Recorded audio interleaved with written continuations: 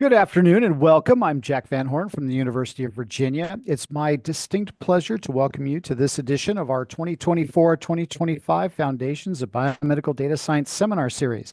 Our unique lecture series is made possible through the generous support of the Integrated Translational Health Institute of Virginia, the UVA College of Arts and Sciences, the UVA School of Data Science, and through grants from the National Institutes of General Medical Sciences.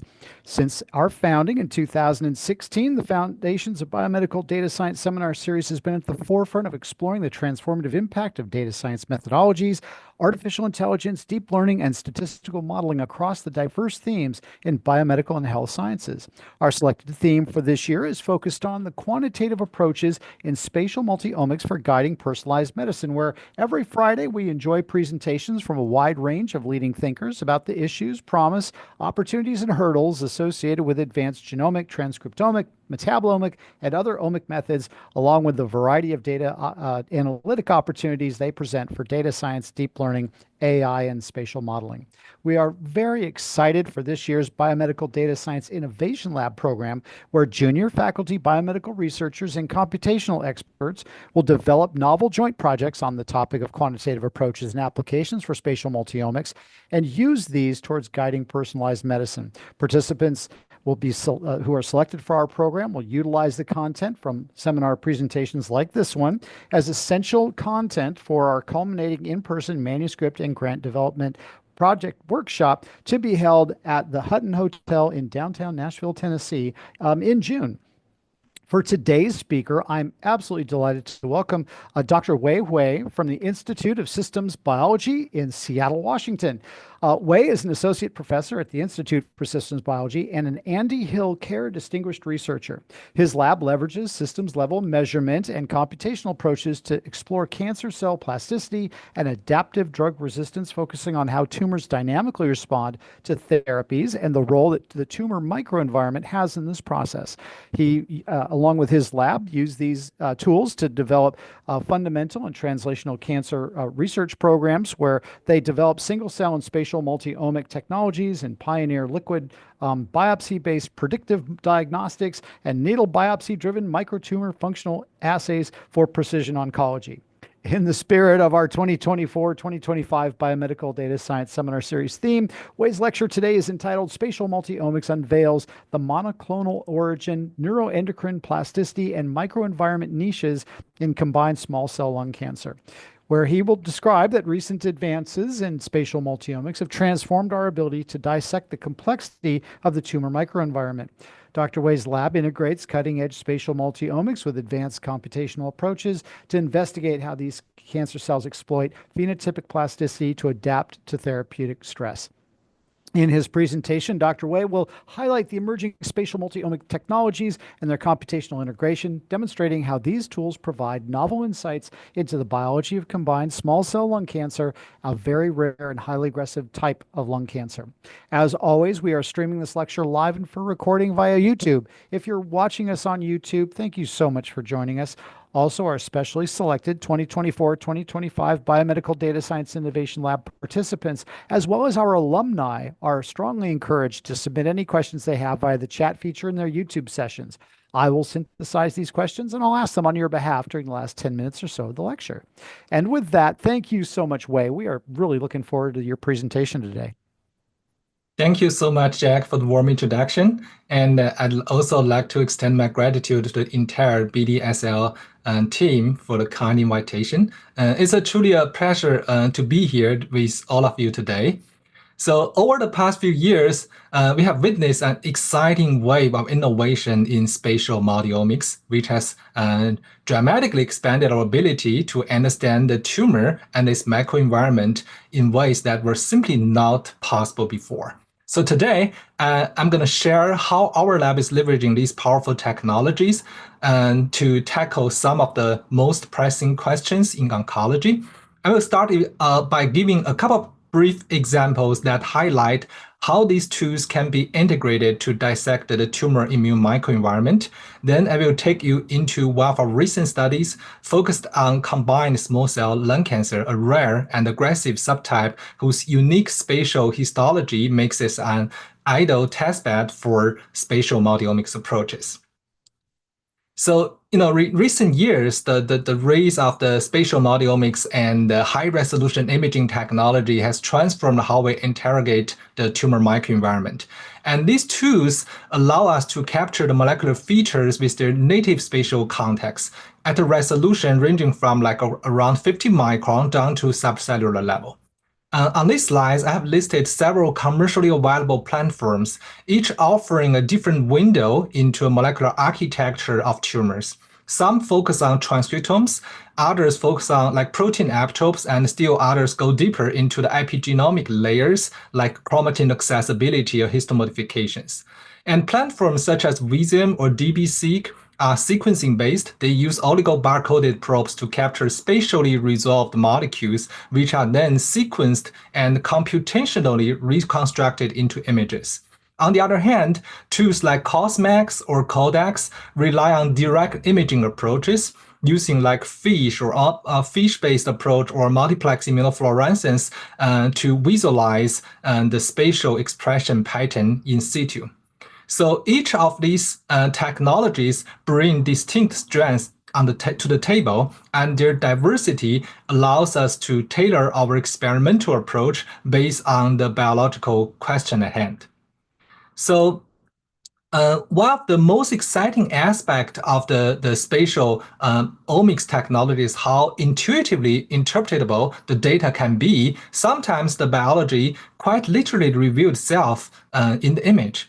Take this example, a side-by-side comparison of Codex images of melanoma tumor, which either respond to the immune checkpoint blockade or didn't respond to the immune checkpoint blockade. On the left, in the responding tumor, you can clearly see the extensive immune infiltrations, the T cells in red and the M1 polarized macrophages in purple are not only abundant, but are actively engaging with tumor cells, the tumor cells labeled in green.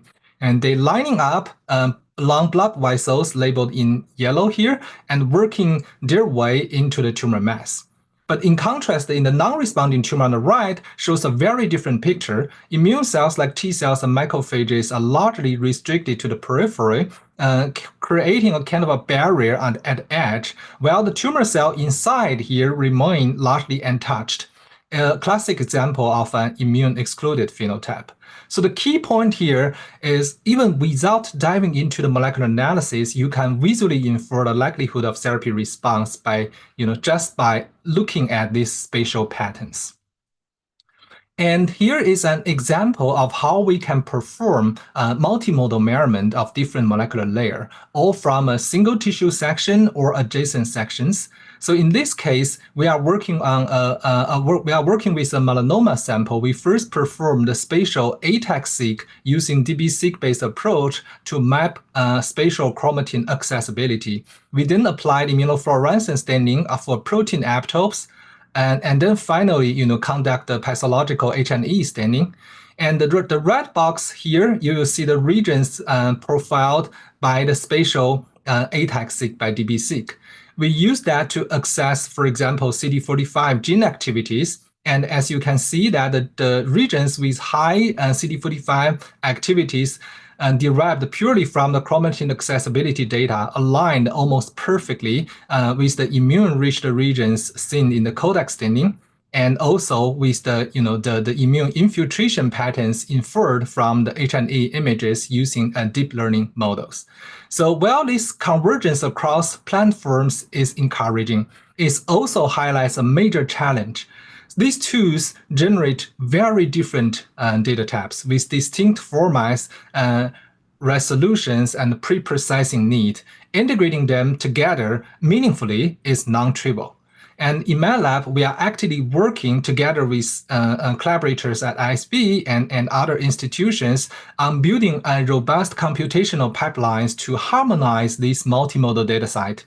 By combining AI-driven image analysis with system biology frameworks, our goal here is to establish a ground truth analytical tools that can unify and interpret diverse spatial data in a biologically coherent way. So to support this type of cross-modality integration, we are now seeing powerful new tools emerging from the AI and the digital pathology space, specifically the foundation models trained on massive data size of histopathological images. So here I have listed two recent examples. There are many more in the literature, but these two nicely illustrate what's now possible. On the left, we have like GigaPath developed by Providence and Microsoft. It's a multi-scale vision transformer pre-trained on over 1.3 billion H&E image tiles, making it one of the largest digital pathology model to date.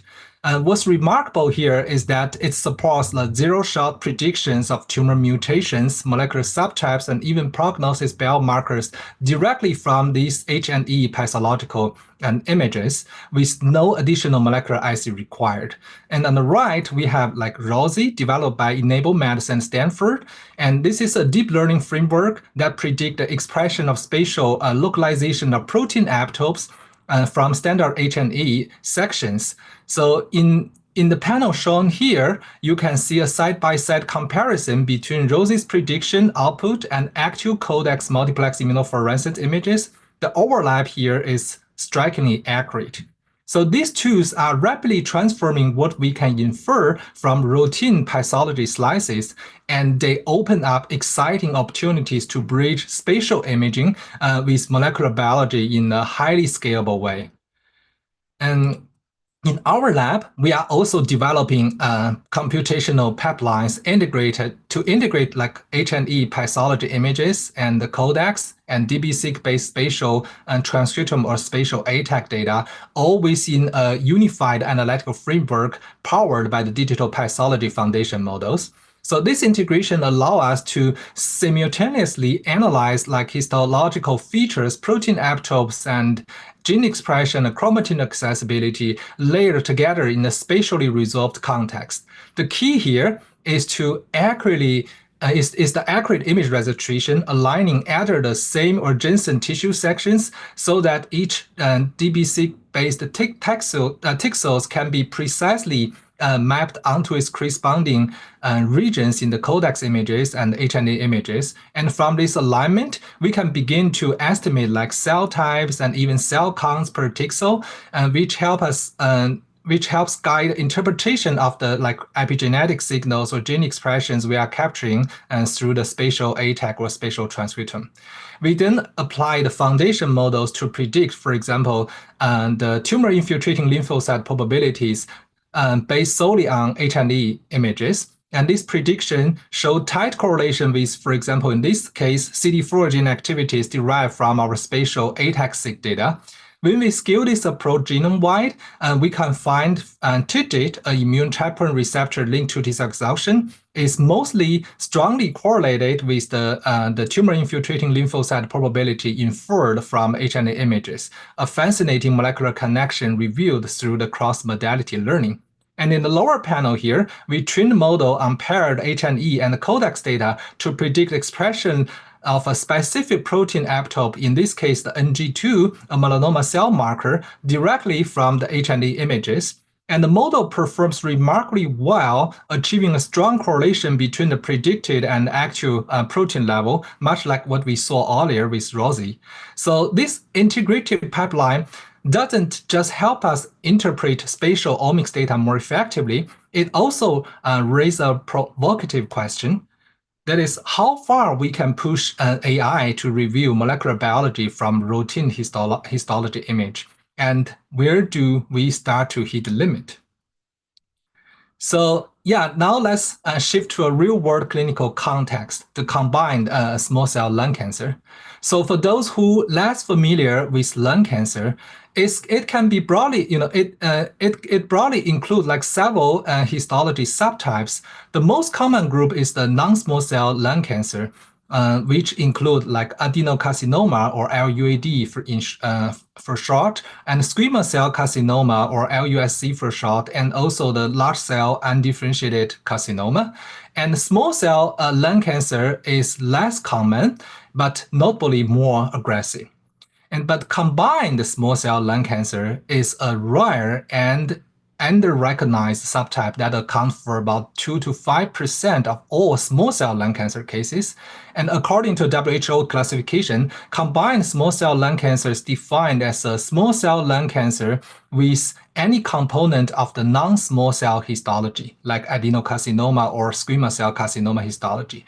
And you can see example of this mixed histology in the H&E images shown here. Some regions showing a small cell histology, but the other regions in the same section showing a adenocarcinoma histology.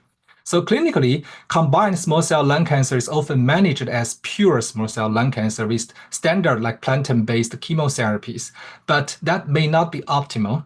While it shares small cell lung cancer's aggressive behavior, such as like early metastases and poor prognosis, the combined small cell lung cancer tend to be more chemo-resistant, likely due to its the non-small cell-like components. And one key point I want to emphasize here is that the combined small cell lung cancer is likely underdiagnosed, in part due to the limitation of small biopsy sampling, and we will touch more on that later. And what makes the combined small cell lung cancer especially intriguing and particularly well suited for this talk is its unique hybrid spatial architecture. This makes it a prime candidate for spatially resolved molecular profiling, which these technologies can really shine. So in collaboration with Dr. Qihui Shi and Ziming Li, we assembled a cohort of 19 treatment-naive combined small cell lung cancer cases here to investigate the molecular and the spatial complexity of this rare tumor subtype. And this cohort include like 10 like small cell with adenocarcinoma mixed histology, or SCLC-LUAD in short, and 3 cases with small cell and squamous cell carcinoma mixed histology, SCLC-LUSC in short, and 6 cases with small cell lung cancer and large cell neuroendocrine carcinoma mixed histology. To deeply characterize these tumors, we combined the spatially resolved genomic and transcriptome profiling with single nuclear RNA sequencing. And this multimodal strategy allowed us to dissect the transcriptome state, track clonal evolution, and map the spatial heterogeneity within and across the combined small cell lung cancer samples. And these slides give you an overview of the most prevalent genomic alterations identified across our combined small cell lung cancer cohort, resolved by the spatially resolved whole exome sequencing. And as expected, the TP53 and RB1 were among the most frequently muted genes. And p53 mutation were present in all small cell lung cancer and non-small cell lung cancer regions across patients, except for patient 3, indicating that p53 is likely a clonal mutation acquired early in tumor development. And RB1 mutation were also common, appearing as clonal in 6 patients and as subclonal in like patient 2 and patient 9 here. And when we look at genome-wide copy number alterations, we found that different histological components within the same patient often share similar copy number alteration patterns. This strongly suggests that these components likely originate from the same progenitor cancer cells. And the most frequently gained chromosome arms in the combined small cell lung cancer, including like 1q, 5p, 6p, while like 3p, 4q, 5q were frequently lost. And this differs from like pure small cell lung cancer, which tend to have gains in 3q and 5p and 5q and losses in like 13q arm and 17p arm. So one notable observation is that the small cell regions has significantly higher copy number alteration burden than their like non-small cell counterparts. However, no significant differences in the copy number variation burdens was observed between the small cell component and large cell neuroendocrine component, possibly reflecting the shared genomic instability often associated with the neuroendocrine histology. So the genomic findings naturally lead us to a central question. Are the small cell and the non-small cell component within the combined small cell lung cancer clonally related, or are we simply looking at accretion tumors, basically 2 unrelated malignancies that just happen to occur within the same tissue space? This distinction is critical. If the components share a common clonal region, it suggests the lineage plasticity and the dynamic tumor evolution process. But if they are independent, it implies a parallel oncogenesis, which carries very different implications for diagnosis and treatment. So to address this question, we examined the mutational profile of the multiple histological regions, both the small cell region and non-small cell region from the same combined small cell lung cancer sample. As shown in this Venn diagram, we found a high degree of overlap in the somatic mutations across different regions, even when they were isolated from the separate tissue blocks. This points to a shared genetic foundation across morphologically distinct components in combined small cell lung cancer. And to dig deeper, we constructed phylogenetic trees using the full set of mutations from each sample. What we found was that different histological regions within the same tumor shared a core set of truncal mutations here, including like TP53, RB1, and EGFR and P10. These oncogenic events likely occurred before the tumor diverged histologically, suggesting that the small cell and non-small cell components originate from a common progenitor cell. So this strongly supports a model of a monoclonal origin with subsequent lineage divergence rather than two unrelated tumors colliding in the same tissue. So one particular interesting finding emerged from the small cell and adenocarcinoma subset, basically the SCLC-LUAD subset of our cohort, is that in 40% of those cases, we detect EGFR mutation as a truncal event shared by both the small cell and the adenocarcinoma components. This strongly suggests that these two histologies arose from a common EGFR mutant progenitors. And this 40% EGFR mutation rate is highly consistent with what have been reported in two independent Asian combined small cell lung cancer cohort, and is also very close to the 44% EGFR mutation frequency seen in Asian patients with pure the LUAD, the adenocarcinoma histology. In contrast, EGFR mutation are extremely rare in pure de novo small cell lung cancer, which is only like around 3%. So altogether, these findings support the idea that the small cell and the non-small cell, the adenocarcinoma component in these mixed tumors originate from EGFR mutant cells with adenocarcinoma lineage rather than from a classic small cell carcinoma lineage. So to further explore the molecular characteristics of the different histological components and their interactions within the tumor microenvironment, we performed the spatial transcriptome using the 10X Vision platform. Through the UMAP clustering of the spatial spots, we identified 10 distinct clusters representing a diverse molecular niches within the tumor. To annotate these clusters, we curated a reference single-cell RNA-seq dataset by combining multiple publicly available datasets from both small cell lung cancer and non-small cell lung cancer patients. From that, we extracted marker gene sets representing major cell types commonly found in the tumor microenvironment of lung cancer. We then applied two complementary strategies for annotation. And first, we use a combined similarity matrix to evaluate how closely each spatial cluster resembled annotated reference cell type.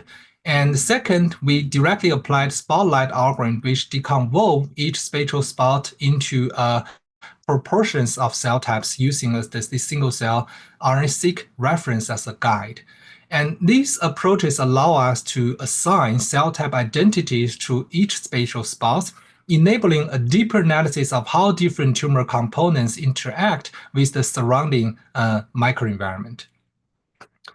So both annotation actually yield pretty consistent results, but spot slice provided a finer-grained resolution at the level of individual spots. Here we show two representative examples. The patient 6 is a SCLC-LUAD mixed histology, is basically small cell mixed with adenocarcinoma, and patient 11 is SCLC-LUSC mixed histology, is the small cell mixed with squamous cell carcinoma. In both samples, we clearly see that the small cell enriched and the non-small cell enriched regions are spatially segregated, forming a distinct non-overlapping domains. Interestingly, we also observe fibroblast-enriched regions consistently emerge at the boundaries between the tumor subtypes. These fibroblastic zones appear to demarcate the edges of these tumor domains, suggesting that the fibroblasts may play a role in organizing and constraining tumor architecture within the tissue. So from the spatial transcriptome data, we also inferred spatially resolved copy number variation burden, and the results aligned with what we saw in our whole exome sequencing analysis. Specifically, the small cell enriched regions consistently exhibit a higher copy number variation burden than the non-small cell enriched area, further supporting the idea of the greater genomic instability associated with the small cell phenotype. We also took a closer look at the cancer-associated fibroblast population, particularly those occupying the boundary zones and between the tumor domains.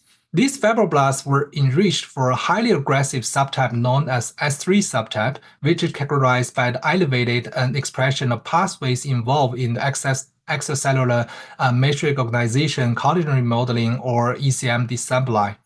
And this S3 subtype has previously been implicated in immunosuppression, metastatic promotion, and poor prognosis in small cell lung cancer. And what's striking is that we observed the widespread enrichment of this S3 cancer-associated fibroblast subtype across nearly all combined small cell lung cancer histology subtype we analyzed here. This suggests that this S3 subtype may be functionally contributing to the worst clinical outcomes seen in the combined small cell lung cancer by promoting the therapeutic resistance and facilitating the tumor progression compared to the pure de novo small cell lung cancer. So using spatial deconvolution, we uncovered striking differences in the tumor microenvironment between the small cell and the non-small cell components within the combined small cell lung cancer. And to quantify this spatial relationship, we use Ripley's K function, a statistical method to evaluate whether spatial cell types tend to aggregate, remain random, or exhibit mutual exclusion in space. So the dashed line here in this plot indicates a random spatial distribution. Curve above the dashed line suggests aggregation or colocalization, and the curve below the dashed lines indicate the spatial exclusion. In all three examples shown here, we observed the non-small cell regions tend to cluster with immune cells and fibroblasts, forming an immune-rich microenvironment. And in contrast, the small cell regions demonstrated a tendency to repel infiltrating immune cells, indicating an immune desert niche. And this distinct immune landscape across spatial domains may have direct clinical implications, especially in the context of an immunotherapy response. So one of the most intriguing findings of our spatial deconvolution analysis was the unexpected degree of subtype plasticity within the small cell lung cancer components of the combined small cell lung cancer sample. So for those less familiar with the small cell lung cancer subtypes, they are defined by basically the expression of key transfer factors such as ASL1 and is the A type, Neurod1 is the N type, and the POU2F3 is the P type. And each subtype is associated with a distinct molecular program, the TMEs, and also therapeutic responses. And there's also a proposed like the inflamed I subtype, but its status remains controversial and no clear consensus in the field. So we didn't include that subtype in our analysis. And importantly, these subtype defining markers are typically mutually exclusive. For example, the POF2-3 marks neuroendocrine phenotypes, while ASL1 and Neurod1 are associated with the neuroendocrine lineages. In the treatment experienced the small cell lung cancer, some studies have reported that the transition from the A subtype to the N subtype during therapy, and occasional co-expression of those subtype markers likely shaped by the therapeutic pressure. However, in treatment-naive small cell lung cancers, tumors usually exhibit a dominant and mutually exclusive subtype, as seen in these representative IHC images. But in the combined small cell lung cancer, this pattern completely breaks down. Almost all samples we analyze exhibit a co-localization of 2 or more subtypes in the small cell regions. Take patient 6, for example. We found the regions in the small cell region exhibit the features of both the A subtype and the N subtype, the ASL1 and the Neuron1. So when we examine the expression of those key transfer factors, we observe a clear co-expression of ASL1 and Neuron1 within the same spatial domain.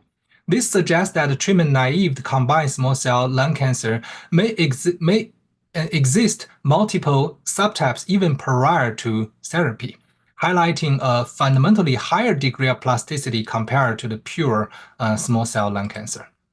So given the relatively large spot size in the spatial transcriptome in 10x rhythm, where each spot can encompass multiple cells, so is this co-expression simply reflecting an intratumoral heterogeneity? That is, are we seeing distinct subtype-specific cells simply coexisting within the same spots, or does this pattern actually point to the presence of individual tumor cells that exist in a hybrid or plastic states, simultaneously expressing markers from multiple subtypes? So to resolve this question, to get at the root of the subtype co-expression we saw in this spatial data, we turned into a single nucleus RNA sequencing analysis of the combined small cell lung cancer tumor. So the UMAP here shows a co-embedding of our combined small cell lung cancer single cell data with reference single cell data from the pure small cell lung cancer and pure non-small cell lung cancer samples. And you can see that the cancer cell from our combined small cell lung cancer sample, shown as the black dots here, primarily clustered separately from the pure small cell lung cancer and the non-small cell lung cancer cells shown here, like these 3 clusters. So this suggests that the cancer cells in the combined small cell lung cancer occupied a distinct transcriptional state, diverging from what we typically see in either classic small cell lung cancer or non-small cell lung cancer. So when we look at subtype marker expression in those pure small cell lung cancer reference samples, we see that the expected patterns, the subtype defining transfer factors, are generally mutually exclusive. To further investigate this, we construct a ternary plot using enrichment scores against the 3 canonical small cell lung cancer subtype features. And in this plot, each dot here represents a single tumor cell positioned based on how strongly it aligns with each subtype's molecular feature. For the pure small cell lung cancer samples, as shown in this plot, so most cells fall near the corner of the triangle, as you can see in this density map, and they mutually and consistent with the clear mutually exclusive subtype identities. And interestingly, we do see some mild plasticity among the neuroendocrine subtypes, for example, the A and N here, indicated by broader contouring, but the P subtype cells remain tightly clustered in their corner. In contrast, the combined small cell lung cancer tumor cells show a very different pattern. They tend to cluster in the center or along the edges between subtype axes, residing away from the corners. This suggests that many combined small cell lung cancer cells exist in the hybrid or intermediate states, simultaneously expressing features of multiple subtypes. In other words, this isn't just a population-level heterogeneity. The plasticity is intrinsic to individual tumor cells, reflecting a higher degree of lineage blending or plasticity than we typically see in pure small cell lung cancer. So another key question we wanted to explore is that how does combined small cell lung cancer with the SCLC-RUED mixed histology related to the phenomena of the neuroendocrine transformation in lung cancer. So for those who may be less familiar with the neuroendocrine transformation, basically the neuroendocrine transformation is a well-documented mechanism of acquired resistance in EGFR mutant RUAD, the lung adenocarcinoma. In that context, the adenocarcinoma cells initially sensitive to EGFR tyrosine kinase inhibitors can transition into a small cell carcinoma, losing EGFR expression and becoming resistant to the targeted therapy. But recent studies have also shown that the neuroendocrine transformation is not exclusive to EGFR mutations or EGFR tyrosine kinase inhibitors. It reflects a broader form of cell state plasticity that can occur under various pressures or even in treatment-naive settings. So this raises an interesting hypothesis. So could the small cell and the non-small, the adenocarcinoma component in the combined small cell lung cancer represent a natural or spontaneous instance of this neuroendocrine transformation trajectory? So supporting this idea, a recent study by Tripana Sen's group at MSKCC provided a compelling evidence that the combined small cell lung cancer with the RUAD and SCLC histology may represent a form of RUAD to SCLC, the neuroendocrine transformation. So in this study, they analyzed a treatment-naive combined small cell lung cancer with this RUAD SCLC histology and included a comprehensive comparison set spanning like pre-transformed like RUAD samples, pre-transformation RUAD samples, post-transformation small cell SCLC samples, and never transformed the controlled RUAD and the de novo SCLC. So when what they found is actually striking. Even before any overt histological conversion, RUAD cells destined for transformation showed molecular alterations typically associated with the small cell lung cancer. Most notably is the TP53 and RB1 loss. So this suggests that the molecular determinant of the neuroendocrine transformation are already in place in many lung adenocarcinoma cases, even in the treatment-naive setting and independent of the EGFR mutation status. In essence, the combined small cell lung cancer may be capturing an intermediate state along the RUAD to the small cell SCLC transformation axis. Building on this study, we constructed the molecular signatures for the pure RUAD and the pure SCLC samples, and then projected other samples, including the RUAD component isolated from the combined small cell lung cancer and the the pre-transformation RUAD samples, labeled as like the transitional RUAD, the TRUAD here, as well as the small cell components from the combined small cell lung cancer and the post-transformation and SCLC samples labeled as the transitional SCLC, the TSCLC here, onto this 2D transcriptional space. The result was striking. We observe a clear diagonal continuum expanding from those never transformed RUAD, the lung adenocarcinoma in the lower right, to the de novo like SCLC in the upper left. And the paired transitional RUAD and SCLC samples fall between those two extremes, forming a trajectory that reflects a progressive neuroendocrine transformation. And when we projected our spatial transcription data onto the same space, the small cell and the adenocarcinoma domain from the combined small cell lung cancer aligned more closely with the transitional SCLC or transitional RUAD respectively, rather than clustering with the pure RUAD or pure SCLC. So this suggested that the combined small cell lung cancer regions occupied transitional and plastic state exhibiting mixed transcriptional features of both RUAD and SCLC. In other words, the combined small cell lung cancer may not just be a histological mixture, it may represent an active or arrested intermediate along the neuroendocrine transformation axis.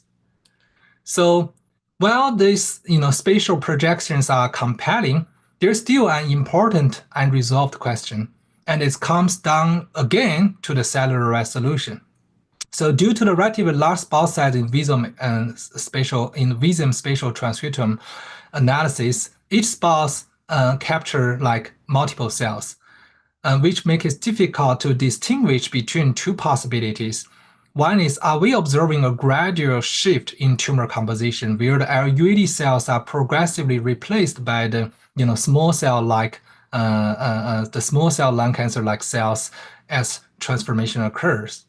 Or are individual tumor cells themselves transitioning through these intermediate or hybrid states, gradually adopting a small cell lung cancer-like features over time?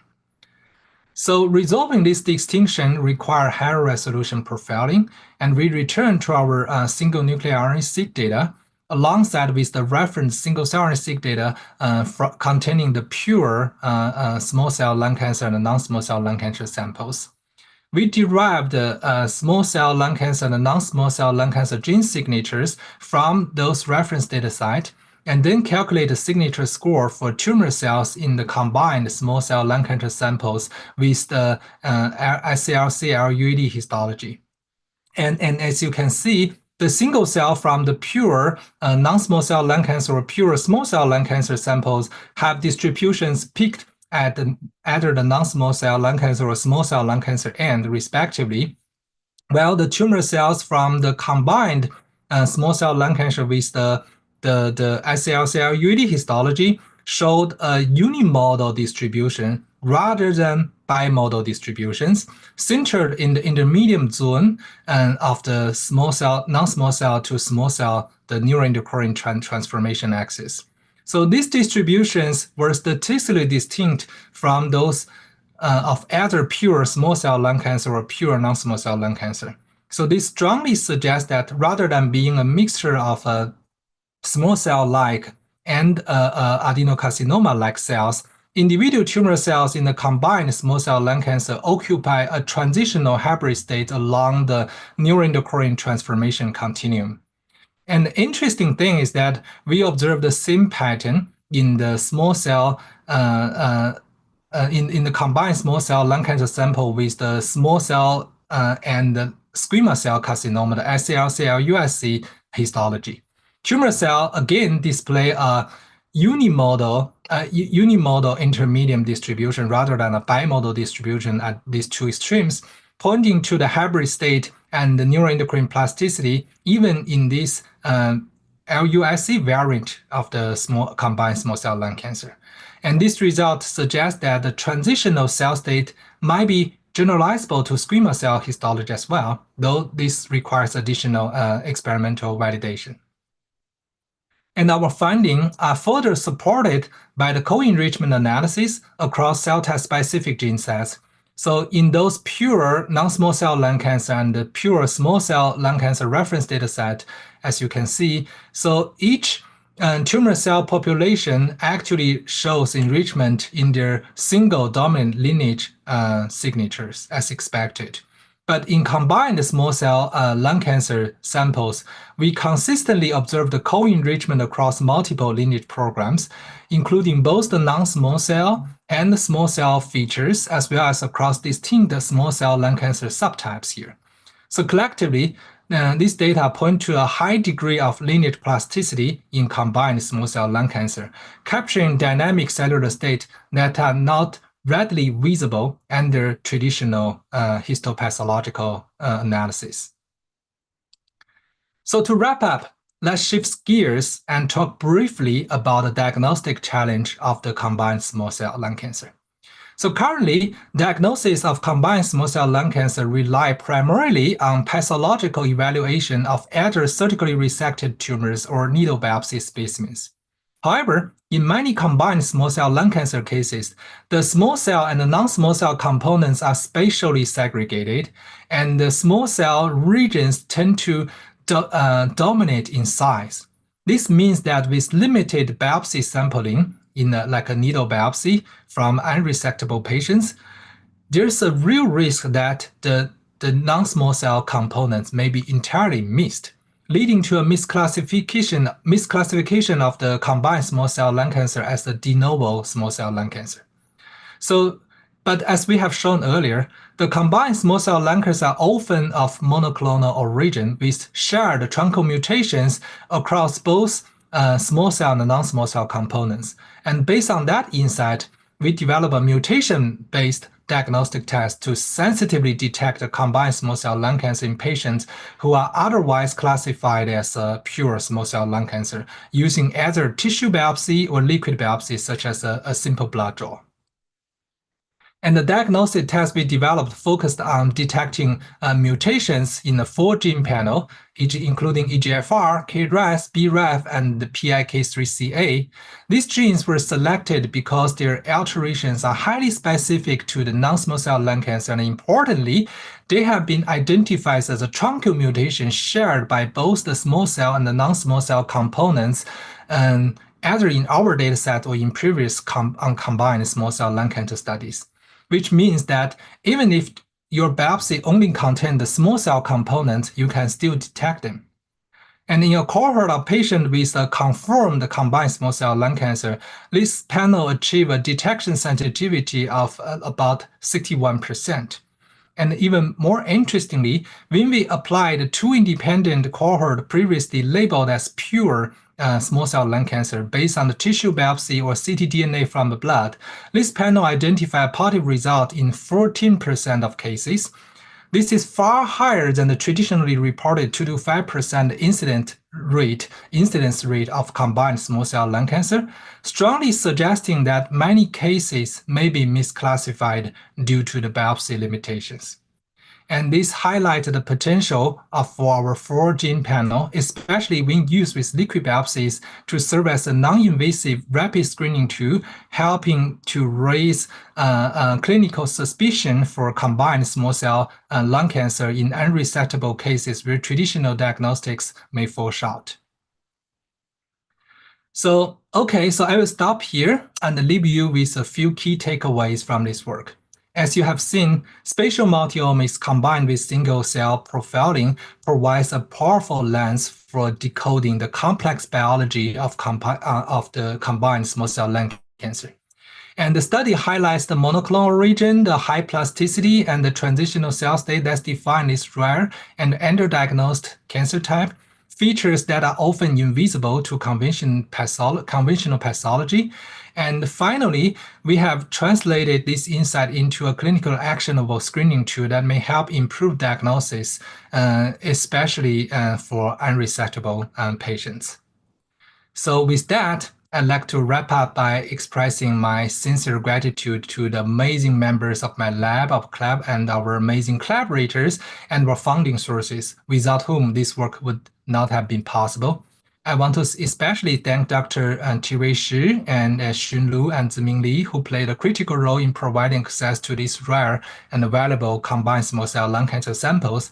And thank you all for attention. It's been a real pleasure sharing this work with you, and I'm happy to take any questions. Wei, what a fantastic amount of work. Thank you so much for sharing that with us. I just really, is such an important area, and this is such a great demonstration of one where, the types of data that we're really trying to focus on in this year's Biomedical Data Science Innovation Lab.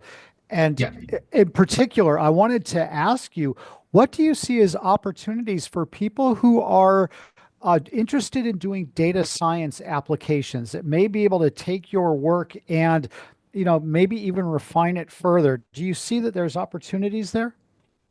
Yeah, absolutely. So, these days we have generate more data that beyond our capacity to thoroughly analyze or understand them. So, for example, in this work, we have although it's a kind of rare cell type, a rare cancer type, we collected only 19 samples, not a large cohort, but it's already a pretty large cohort, in this particular rare cancer type. And we have the single cell, we have the spatial omics, we have the imaging data and everything together, but we only have a limited capacity to really, analyze part of the data to assemble them as a story. But there's much I believe there's much more information hidden in the data set. That is why it's really important for us to share the data set, make it public to all the qualified researchers through data sharing and through depositing into those public repositories. Then people can really look into the data from different angles, from data perspective, to generate more interesting hypotheses here.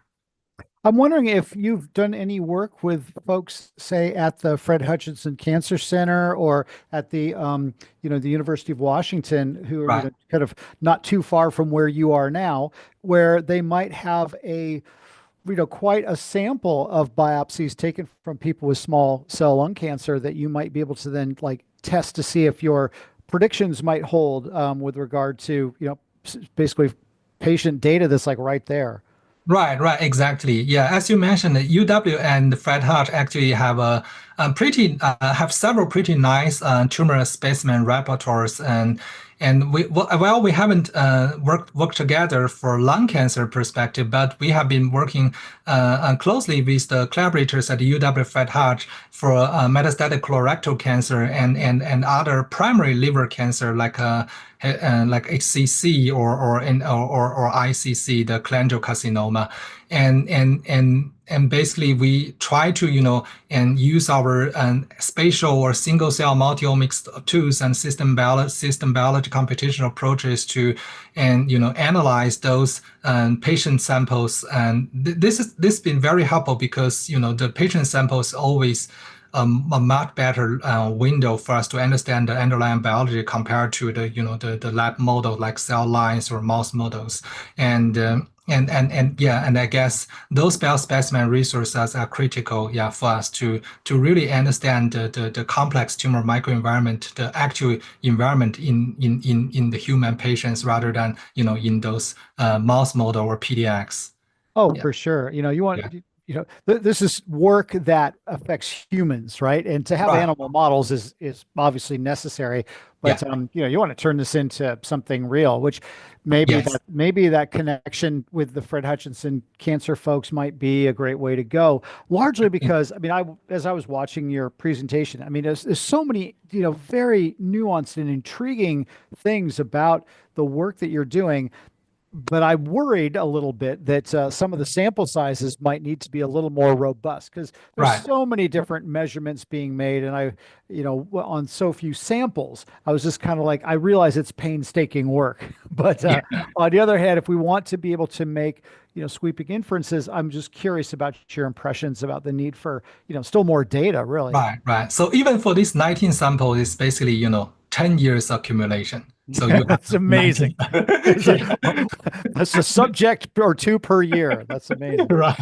Because, it's kind of relatively, first, it's extremely rare. It's only 2 to 5% of the small cell lung cancer case, and the small cell only accounts for like 10 to 15% of all lung cancer cases. So although lung cancer is prevalent cancer type, but if you multiply those small, fractions, it's actually end up with a very few cases. And the other thing is rather like is kind of underdiagnosed. So basically, you can only get sample when the patient was diagnosed at a very early stage and surgically resectable. Then you can get a specimen. And for most of the patients who are diagnosed at a later stage, and so basically, it's impossible to get a sufficient specimen for all these type of like multi-omics type of analysis.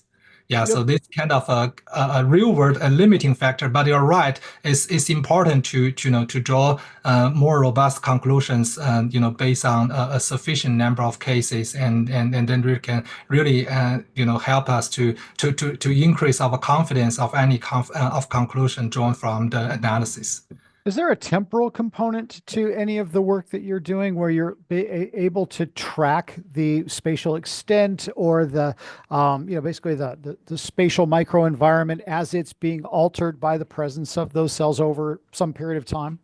Yeah, this is a great question. So for this particular work, we only have a snapshot from across different patients. We do not have a longitudinal sample, which is basically due to the clinical practicality of collecting longitudinal sample from those rare cancer type. But in other work, for example, in the work we are currently working on in collaboration with Yale and UCLA on the metastatic melanoma, we do have those longitudinal samples that allow us to use this spatial multi-omics tool to track how the tumor microenvironment evolve over time in response to different, immune checkpoint blockade. I think that's really neat because you'd like to be able to see how not not real evolution, but you'd like to see the evolution of that process Yes. and map that out and see whether or not any sort of intervention slows it down, stops it, or reverses it. That'd be kind of handy to have. Um, Right. Definitely. Yeah. what are, for those people who are out there and who will be some of our participants at our Biomedical Data Science Innovation Lab who are interested in data like this, but maybe they're not cancer biologists, but Mhm. they're data scientists. What Right. sort of like minimal amount of information do you think that they, or expertise do you think they would need to get in order to, apply their machine learning models and deep learning and AI related models and then be able to interpret the results? What sort of things would you recommend that they bone up on? Yeah. So I guess I think this work generates a lot of like imaging based data, also the sequencing based data, and we actually haven't looked into exactly, for example, those high quality H&E scans and if whether any digital pathology foundation models can extract interesting information from those pathological scans. But I think this is something kind of also a low-hanging fruit because if you only use the H&E, pathological images, you may get a much larger cohort because most of the patients, although they do not have fresh tumor tissue that allow you to do this type of multi-omic analysis, they always have H&E block stored in the hospital, right, or in the clinic. So you can always, it's a lot easier to get access to those images. And I guess for data scientists, for work on like AI-based modeling or image analysis or medical imaging type of analysis, I think it's going to be a good opportunity by even simply, looking at those H&E stains and try to use those foundation models to extract as much information as they can. And this could also, I believe, could help us to generate novel hypotheses for this particular cancer type, and not only limited to this cancer type, actually for all different solid tumors, I guess. Yeah. Well, let me put you on the spot just a little bit and have you speculate maybe a little bit about what the next 5 years or so might look like as you're like trying to explore monoclonal origins and neuroendocrine plasticity and microenvironments. What's that next 5 years going to look like? Mhm. So, well, I think what I want to say is like, I think currently the one there are two parallel kind of technologies that are evolving very quickly. One is the multi-omics approach from initially from the bulk level and then to the single cell level to the spatial. Now we have the spatial context of those approaches that allow us to really dig into the fine grained details of the tumor microenvironment. And the other one is I was thinking is the ones in those AI-based digital pathology tools that really allow us to extract way more information compared to previous simple histopathological analysis from those simple HE stained or immunohistochemical stained samples. So I guess a marriage of those two, which is also something we are trying to do right now, and really weave together, knowledge from different aspects and to help us go a lot deeper into the underlying biology of various and cancer types. And as you said, the in longitudinal sampling is really important to understand how like tumor microenvironment evolve. Actually, not only in the tumor tumor microenvironment, but also how the disease evolve over time. But if we rely on longitudinal samples, I think one thing is that those digital pathology could be very valuable because it's give you the easiest way and a scalable way to achieve some longitudinal specimen. Even from needle biopsy, you can always generate the histopathological stains. And the other thing is the relying on the advance in liquid biopsies that also allow us to to collect like rich information from patients through a non-invasive way. And one effort in my lab is actually pushing that boundary. And now, for example, we have a tool that allow us to get a high quality transcriptome from the circulating tumor cells from those cancer patients, including the lung cancer patients and also the patient with liver cancer or colon cancer. And that actually we can do the blood draw like every 2 weeks or every month and get a high resolution longitudinal and transcriptome profile of the circulating tumor cells for each patient, giving us a window to really monitor the how the molecular profile evolve over time.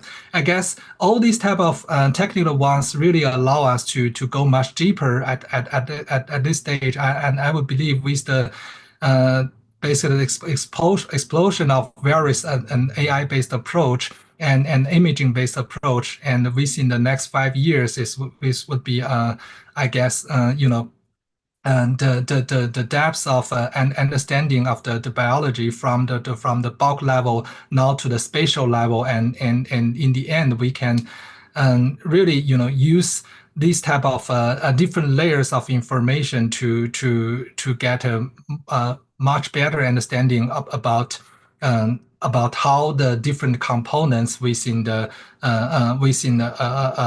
tumor ecosystem work together and how they dictate the patient response and how they dictate the tumor cell response to different therapeutic interventions. So eventually, our ultimate goal is definitely to try to leverage this knowledge, the knowledge gained from various tools to help improve the clinical response and patient survival.